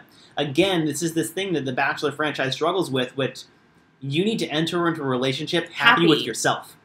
And then you get happy with the other person about what you form together because you're both happy people. If you are reliant on your relationship for happiness, that's not good. So what 24-year-old John Paul Jones thinks is happiness isn't really a great way of going about this. And also, I want to say that the way Tayshia frames liking nice clothing is awesome. It's super healthy. Yeah. She likes nice clothing because she feels good in them. There's nothing wrong with that. That doesn't make you superficial or materialistic. She's not reliant on nice clothing. I don't know what John thinks, but the fact that he's concerned that she likes nice clothing because it may think that she's not going to be as into their relationship or something. It was bizarre. It just goes more into, I don't know what he wants, and I don't think he does either, except for the very attractive Tayshia, which he says all the time. So Dylan and Hannah get a date card. Well, Hannah gets a date card, and she obviously takes Dylan. And they go to a kid's birthday party. And this, to me, was 100% a way to see if the other person was, good with kids and, have that, oh, my God, she's so good with kids or he's so good with kids. We can totally be together. Yeah. And they both mention it feeling more real. The date it wasn't this, extravagant Bachelor thing. It was let's go play with children. They do tell each other that they love each other on this date, and then they butcher Spanish and say it in Spanish. They say my name is instead Hannah of I love. Yeah, they don't do well with that, but they seem to be happy. But so the reason why I appreciate this relationship is not all relationships start off easy. Oh. Kyle and I hated each other when we first met. Now, when we started dating, it was very easy. Oh, yeah. When we actually started dating, that was a year later. Now, maybe in Bachelor time, that's 5 days. I don't know. But Hannah and Dylan were not... They went through some tough stuff at the beginning. And she made out with a few other people and was honest with him the whole time that she was trying to keep her options open. And then she decided, okay, I want to be with this guy. Right. And they are a great example of how just because you have a rocky start doesn't mean that it can't become solid. Absolutely. And actually, to capitalize on that, Dylan heard what she wanted for herself, respected it, even though he didn't like it, and he's outspoken about how much he didn't like it, which he's also entitled to do. Yeah. So she wanted to keep her options open. Her. Absolutely. He gave her full permission to be herself as someone who's, as an interested party. He was like, you do what you want, but if you want me, I am here, and I'm going to keep going after you. I'm going to keep showing my interest. And Hannah was reciprocating. And then she'd be like, well, maybe about this. And he's like, I'm not going to like this, but obviously you do what you want. And he didn't like it, but she did what she wanted and still came back to him after she looked into other options. So, and that's what dating is. Exactly. Him being that comfortable in his interest and wanting her to really like him for him and to be with him for the right reasons ended up with him in a really, really happy relationship. And so very cool. It doesn't have to be people meet for the first time on the beach and they're like, yes, we are now a couple, and then they stay together the entire time. There can be issues and rocks to navigate, and it can still work out really, really well. And this is, I think, the reason they're so happy is that what you just said, it's more of a real-life relationship. Yeah, there's trials and tribulations. Through the ups and downs. Right. Yeah. Really good, and I'm happy for the two of them. Love that. I can't wait to see how it plays out. I want to see them at the reunion and how things are going. We are unspoiled, by the way. We don't know the outcome of what happens, so please don't tell us if you know. Yeah, we do our best to stay unspoiled. So we go back to the beach, and Clay gets a date card. He takes Nicole. Yeah, obviously. And Connor, at this point, is very sad. He is kind of like a la Blake at this point, but like for not as many reasons. I wrote down, dude, you went for one of the most inconsistent and self-centered people on the entire show, and it didn't pan out well for you. Don't be so hard on yourself. Yeah, he's bumming. And he really wants Whitney to come down the stairs. Yeah. And because Whitney has not come down the stairs, he decided to leave, and they literally pass each other in Whitney cars. Is coming in now. So she gets to Paradise, and the group tells Whitney that Connor just left to go home, and Whitney decides to leave and go after Connor. I don't remember who Whitney is, but yay for Whitney and Connor. Honestly, my thoughts on this, 100% planned. Oh, yeah. Connor and Caelynn breaking up, production's like, okay, that's going to happen. They were talking at the wedding a ton, so let's just put them together. He doesn't want to be here anymore. I don't think that she really wants to be there either. And because it's like a day before the show ends, right? Yeah, so, how would that even work? So she goes to his hotel. They make out for whatever reason. In air conditioning. Right. I'd go after the air conditioning over Connor. Okay. So, whatever. This whole thing is kind of pointless. Yeah, I don't know if they'll come back to it. We go to a commercial. We come back. JPJ and Tayshia are hanging out and building a sandcastle. He says that he is falling in love with Tayshia. And Clay and Nicole go on the date. Clay, it's really interesting. I think that both of them mean really well. I also don't think that from what we've seen, either of them are really ready to be in a lifelong committed relationship. They both seem incomplete individuals. And that's not as you say that, it kind of sounds like a mean criticism, but right. I don't think you mean it like that. No, right? In the same way that we've been talking this entire episode today about how important it is to show up to a relationship as a whole person, which is someone who understands what they want in life. They aren't trying to heal, or they can't find happiness internally or on their own. I don't think that Nicole and Clay can find happiness on their own. I think that they're just not ready for an actual relationship. Yeah, it's they have a very uncomfortable conversation.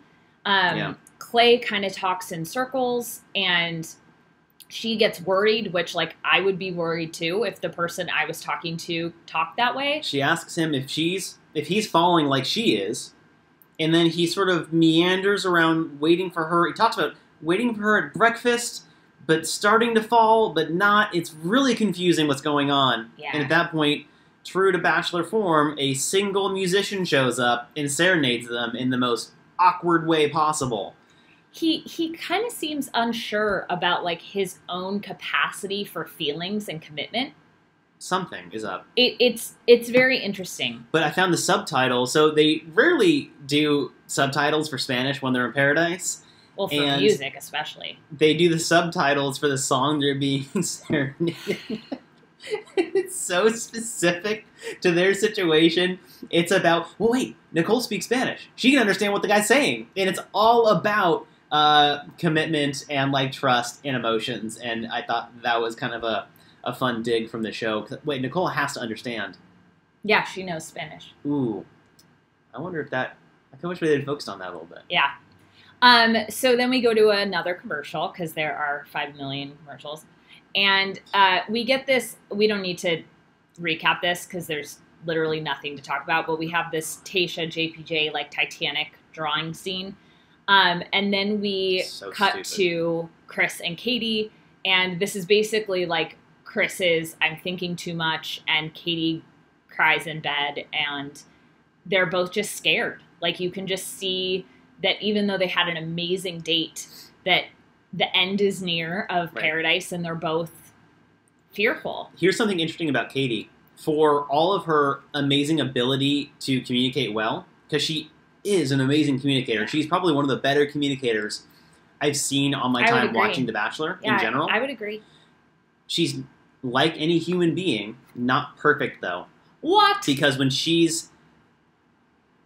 does this thing with Chris, we've seen it a couple of times, where she'll try to engage with him when they're all hanging out at the pool or at the bar or wherever, and he's not expressing it the same way she's asking for it to be expressed or trying to communicate. Love languages are inconsistent with each other. And Chris gets in his head because he sees her recoil a little bit. And then he's in his head, and she's upset because he's not interacting with her the way she's interacting with him. And then right in the end, usually, she is thrown a single barb out or a little snide comment because they're, like, talking about going to bed. And she's like, well, I'm just going to bed. And he's like, oh, well, okay, we'll go with you. And she's like, I'm just over some people on the beach. And you can see the people who are there with them be like, who? What? And they kind of look around like, who's she talking about? Who does she... And she's talking about Chris. That's so passive-aggressive. Yeah. I understand why she's frustrated. Yeah. I also can see how easy it is for even the best of communicators to communicate really poorly. And she does. Hey, I do that sometimes. Absolutely. But it's so reassuring and refreshing to see someone who has done so well. Yeah, she's super real. And that's always been Katie's thing. And that's what somebody mentioned, actually, when we were watching her on Colton Season, is that she's a little too real for him. Like, she's a pretty down-to-earth person. And I was always surprised that she came on Paradise in the first place, being so seemingly grounded in reality, opposed to other cast members who are not. I think it's great. So Chris Harrison walks in. It's time for the rose ceremony. He says, at this point in Paradise, if you're not in a relationship, you're going home. You go home. And he says, I am canceling the cocktail party, so we're going straight to the rose ceremony. And then we get the harshest moment in Bachelor franchise history. I don't think anything will come close to the amount of burn, hurt. Like, I think back, I was thinking about, was this worse than when Ari dumped Becca? Kind of. Because this is a personal attack. Different. This was a relationship renege and shutdown and, like, shade being thrown all at once. And I feel so bad for Luke. Go for it. It's brutal. So Luke goes first. Luke S. Luke S. The only Luke in Paradise. I know, but I just still call him Luke S. He goes up there. Oh, God. And this was, like, painful. Did anybody else feel like this was painful physically to watch? I wanted to... Ugh. They did Luke so dirty on this, because here's what happens. He goes up there with the rose. We get a cut of Haley calling Luke the poor man's Nick Vial, which has gone around the internet a little bit, but saying it when you're a contestant on the show is a whole other level of rude. So she says that and then goes, he's just not as hot as him. No. The quote is, what? I know Nick Vial. Oh, yeah. Nick Vial is way hotter than him. So we get that leading up to Luke asking. And so at this point, he's up there with the rose, and I was like, who's he going to ask? Because I haven't seen him on the show since he showed up. And he calls Bree's name out, who we haven't seen the two of them interact at all. Maybe they have. I haven't seen it. Ugh. And she says no. And then the music changes, and Chris Harrison says, is there anyone else who would like Luke's rose tonight? And you get a slow pan of everybody. Silence. And no one says anything. And so... Oh, God. So Luke's like, okay, I guess that's it. And so he leaves. And then in the in the van on the way out, he's like, I made the right decision. I know. We're like, you did not make a decision, bro. The decision was made for you. Maybe that was out of context, and he thinks the right decision was coming on Paradise in the first place, which also I disagree with. That's possible. It could have been out of context. That was brutal. So then we start the rest of the rose ceremony, which Matt Donald gives his rose to Bree, Dylan to Hannah, JPJ to Tayshia, Chase to Angela, Clay to Nicole, Demi to Kristian, and Chris to Katie. So Rev, Haley, and Sydney go home, and Sydney actually cries. It was the first time that we saw, like, real emotion out of her and not, like, snarky anger. Okay. And then we cut to a commercial. We come back. It's the morning after the rose ceremony, and Chris walks in. He's in a suit, and some of the guys are, like, looking at him, and Chris Harrison is like, I feel like I'm overdressed, which... Yeah, it's the morning in Paradise. Yeah, everyone's wearing, like, swimsuits. So they all go up to the Rose Palapa, and he tells them, Paradise is over as you know it. Each couple has to have a conversation today to decide if they want to go to the fantasy suite and stay in Paradise or if they want to go home. Yep. So they separate off into all of the women go talk over here and all of the guys go talk over here. It was unclear what happened with Demi and Kristian. In that scenario, we see Demi with the girls. We don't see Kristian at all. If you did, let me know. I did not see her anywhere. I wasn't sure where she went to. People are really nervous now about the stage of the show, and I wrote people are really nervous. People like Clay and people like Nicole. Yeah. So Matt and Bree talk first. Matt is talking only about her looks. And Bree says, you made the wrong choice. You focused on my exterior and not on my interior, and that's not what I want. And I was like... And then she leaves. Oh, Bree! And then she leaves, so Matt leaves. He's had the weirdest arc on this season. Yeah, bizarre. Very bizarre. strange. And then Chase says to Angela, Chase and Angela talk, that there's just something intangible missing. Cool. Bye, Chase and Angela. Bye. Adios. Angela, what purpose did you serve on the show? Drama for Clay. Yeah. Hannah and Dylan are obviously staying. They're very adorable. She's looking forward to the fantasy suite. Yes, she is. I'm sure she is. Ew. Nicole and Clay then sit down to talk, and they decide to stay as well. And then JPJ and Tayshia sit down to talk. He tells her that he's in love with her, that he can't wait to dance at their wedding. And you can see her processing so much. So I wrote down exactly on my stream of consciousness during this moment. Because he tells her that he loves her, and, you know, he's super into it. And she sort of, this is what I wrote down. She sort of smiles and hugs him. The hug is too long. The hug is too long! It's not a good hug! You can tell by the length of the hug and the expression on her face. That's it. It's not going to happen. So she's not in love with him. She tells him that she tells him he doesn't know what he's looking for in a person, or she? I'm not sure what I wrote that she down. says, John, you don't even know what you want in a partner, really. And he says, don't tell me what I know or don't know. And then I wrote down, like he did about her to Derek. Right? Isn't that weird how he doesn't like it when what he does is done to him? It's almost been a pattern of immaturity. So he is pretty gracious after that. Thanks her for some of the best moments of his life. He gets up to leave. She runs after him, saying that she's sorry. And this is where her reaction was very similar to Derek when he left. Like, as Kyle said, and this is something we disagreed on in the last episode, but I saw it more in this one, what you were talking about, is that she made this decision and then seemed to be like, oh no, what did I do? But yet didn't really change her mind. So she's just been so inconsistent. She will make a decision and then appear to be incredibly regretful about the decision and want it to not happen. But at the same time, you can't just not make decisions. Like, you need to own the fallout of what you do, because that's what you do. Like, you have to. And honestly, it's, to me, my observation, she hasn't had to make a lot of difficult decisions in her life. And then she's had to do it a couple of times on the show. And she's just not experienced at doing it. Yeah, I don't know how that will happen. I give the props I want to give John Paul Jones, because I haven't liked him for a while on this show, is that she comes to him, she's like, I don't want you to leave. And he's like, yeah, but bye. And he just goes. Yes. Which is good because he obviously could have stuck around and been like, well, now you're showing, are we going to stay because I love you, this and that. Yeah. But he doesn't. He's like, nope, sorry, you made your decision. No. Yeah. Deal with it. And I wrote down, this is exactly what happened with Derek.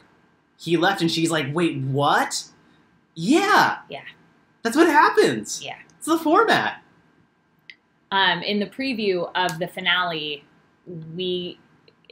it looks like John Paul, like they're teasing that he like proposes to her at the reunion show. Shoot me. Which like I don't know if that will happen or not. I don't think it will. But that's definitely what they were teasing. It's already the thing I care about the least. It really is. Like I think.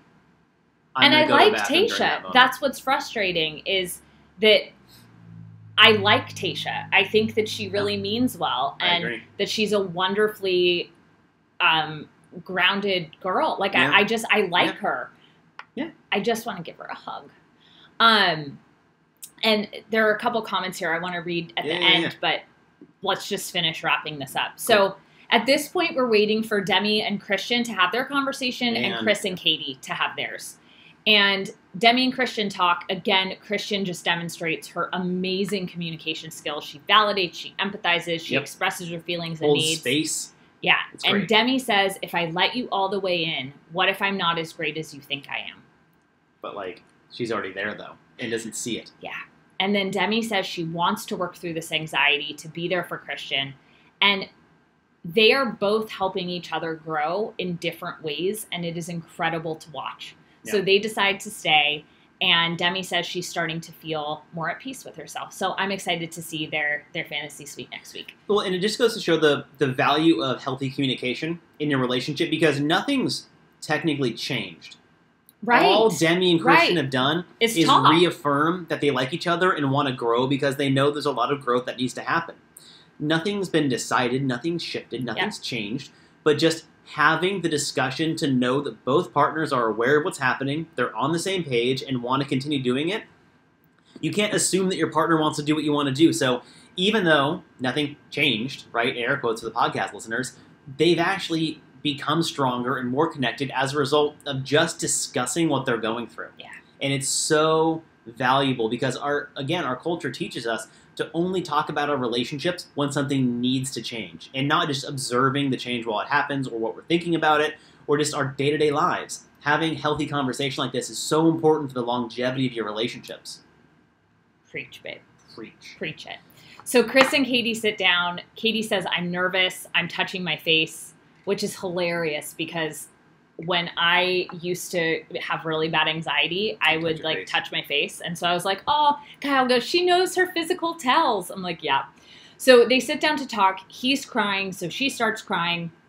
She questions, like, is this happening? Are we like breaking up right now? And he says, I feel like I'm so unsure.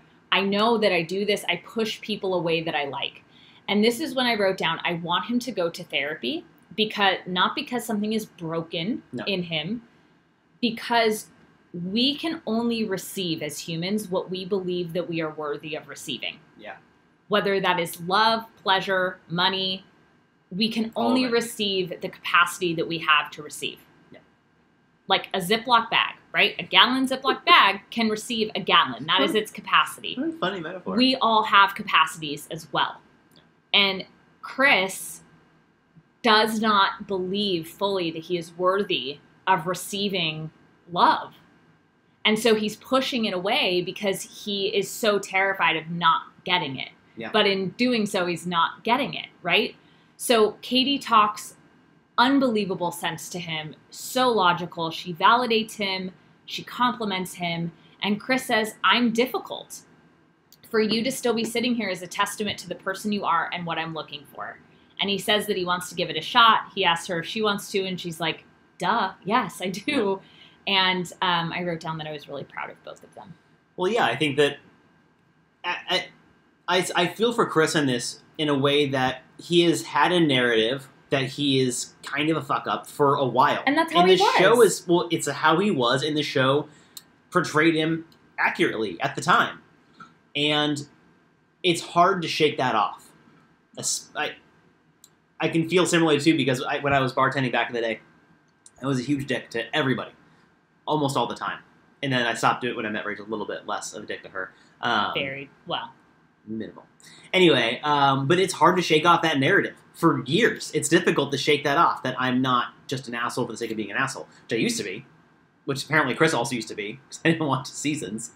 But it's difficult to move past that, and you can see even now, because he and I are the same age, like, growing through that is really, really, really hard. Yeah.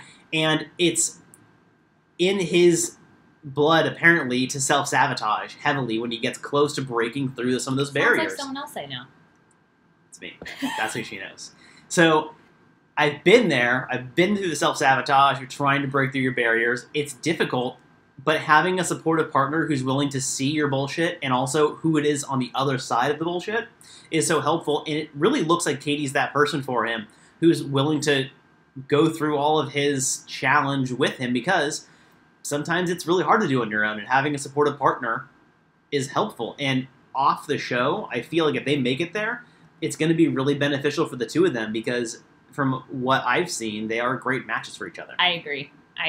Yeah. So 4 couples are left. They're going to each have a dinner and a fantasy suite date, and then we have the finale, proposals or the not proposals, and then the reunion show, which was filmed about 3 weeks ago, I believe. So it'll be very, very interesting to see. Thank you all so much for being here. I just wanted to comment, Spring in the comments says, thank you for the comment on how important it is to ignore the haters and shine our light on the world regardless. Your podcast is a gift. Thank you for that. The first part of your statement means even more, because we are all subjected to different types of hate. Whether it is about how we look, how we act, what we do, who our partners are, our friends, like no matter what occupation, we are all subjected to people naysaying us or naysaying our dreams or wants or desires. And we need to continue to push through that and go. You know, we were just recently at Disneyland, and I remembered while we were there thinking about all the times people told Walt Disney, now granted, he was a very flawed man. He was like super racist and anti-Semitic and like didn't love women, like not very flawed man. Right. And we can learn a lot from him following through on his dreams. Yep. When so many people told him, this is ridiculous. Right. You are dreaming way too big. You cannot build what you're thinking based on an animated mouse. And like when we think about how many of our memories collectively Disney has been a part of, think about that. Oh, yeah. So it is our responsibility to follow through on the things that we want to do. And that leads into thank you for being a part of what our dream looks like. And this podcast is a part of that. So thank you so much for hitting that thumbs up button, for leaving those reviews and ratings, for subscribing. I know it all seems like, you know, vanity numbers, but they're so not. It helps us do the show. Right. So thank you from the bottom of my heart. Oh, absolutely. And mine too. One more comment I want to respond to before we wrap this up for the day from Renata. Why is it good that Katie was fighting for the relationship, but for JPJ is okay to give up and say bye? Please explain. So the difference there is that Katie and Chris, they're trying to figure out how the relationship's going to work, and he's dealing with a lot of internal demons around how worthy he is of a good relationship.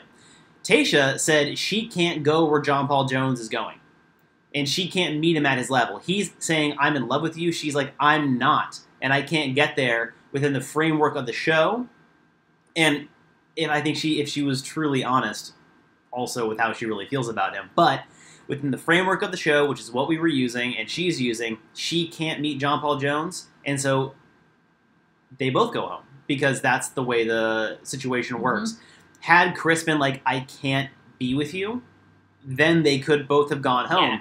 But he still wasn't wanting to say that, and she didn't want that to happen. They want to navigate their relationship together, whereas John was up here, you know, I'm holding my hand high for podcast listeners, and Tayshia was lower than he was, and they couldn't find a place to meet in the middle, and so that's why they went home. And there's the difference there. And Miss Ladybug, thank you. Miss Ladybug says, I absolutely loved you guys. Recommended to listen and I'm hooked. You two are beautiful inside and out. Thanks. Continue the work you do. Thank you. Thank you. And thank you, the person who recommended. Yeah, can you let us know how you were recommended? We just want to see how it's being spread out there. So I'm going to say the words again. What? Subscribe, rate, review, like, comment, share. All of these buzzwords that do so much. We are so grateful for you. Yep. We would not have a show without you. Otherwise, it would just be us talking to ourselves. Living room. In our living room. And it's so fun to be here with you once a week. I'm going to miss it during off season. Same. We do have some interviews in the works. So during the off season, we will have some interviews with some contestants. And yeah, anything else that... No, I got nothing. We'll see what happens next week with our adapted schedule. Yeah. We will let y'all know how we're going to do that once we figure that out. What? Oh. Spring. Oh.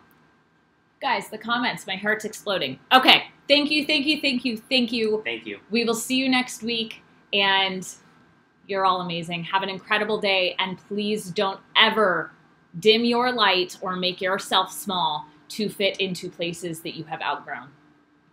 Hell yeah. Bye. Bye.